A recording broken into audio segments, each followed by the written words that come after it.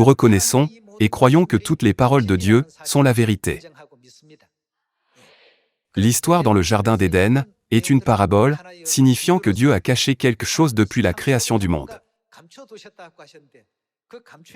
L'existence de l'arbre de vie, qui était caché, a été révélée par la chair et le sang du Christ. Pouvons-nous confirmer que la chair et le sang de Jésus sont la réalité de l'arbre de vie? Jetons un œil à Jean chapitre 6, verset 54. Celui qui mange ma chair et qui boit mon sang a la vie éternelle, et je le ressusciterai au dernier jour. Car ma chair est vraiment une nourriture, et mon sang est vraiment un breuvage. Celui qui mange ma chair et qui boit mon sang demeure en moi, et je demeure en lui. Comme le Père qui est vivant m'a envoyé, et que je vis par le Père, ainsi celui qui me mange vivra par moi. C'est ici le pain qui est descendu du ciel. Il n'en est pas comme de vos pères, qui ont mangé la manne et qui sont morts. Celui qui mange ce pain vivra, jusqu'à quand? Éternellement.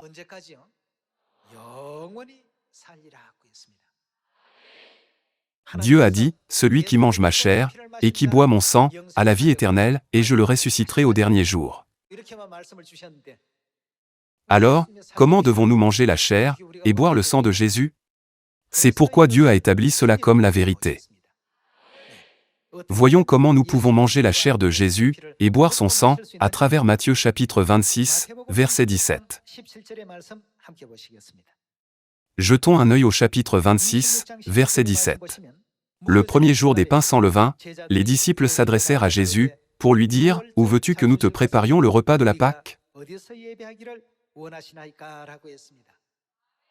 Y a-t-il un lien entre la Pâque, et la chair, et le sang de Jésus? Oui, il y a un lien. Verset 18. Il répondit, « Allez à la ville chez un tel, et vous lui direz, le Maître dit, mon temps est proche, je ferai chez toi la Pâque avec mes disciples. » Qu'a-t-il dit qu'il ferait? Jésus a observé la Pâque. Alors, si ceux qui croient en Jésus aujourd'hui ne gardent pas la Pâque, ils admettent qu'ils ne croient pas vraiment en Jésus. Jésus a clairement dit, « Je ferai chez toi la Pâque. » L'important n'est pas l'endroit, mais qu'il l'ait célébré ou non, n'est-ce pas? Passons au verset 26, pour voir comment célébrer la Pâque. Dans le verset 26, il est écrit, « Pendant qu'il mangeait, Jésus prit du pain, et, après avoir rendu grâce, il le rompit, et le donna aux disciples, en disant, « Prenez, mangez, ceci est, qu'est-ce que c'est ?»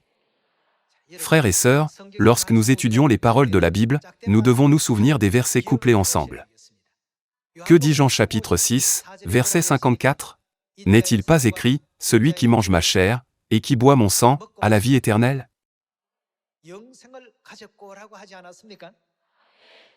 Alors, qu'a dit Jésus que sa chair était? Il donna le pain de la Pâque à ses disciples, en disant, « Ceci est mon corps. » Dans le verset 27, il est écrit, « Il prit ensuite une coupe, et, après avoir rendu grâce, c'est la coupe contenant le vin de la Pâque, n'est-ce pas? Après avoir rendu grâce, il la leur donna, en disant, « Buvez-en tous, car ceci est mon sang, le sang de l'Alliance, qui est répandu pour beaucoup, pour le pardon des péchés. »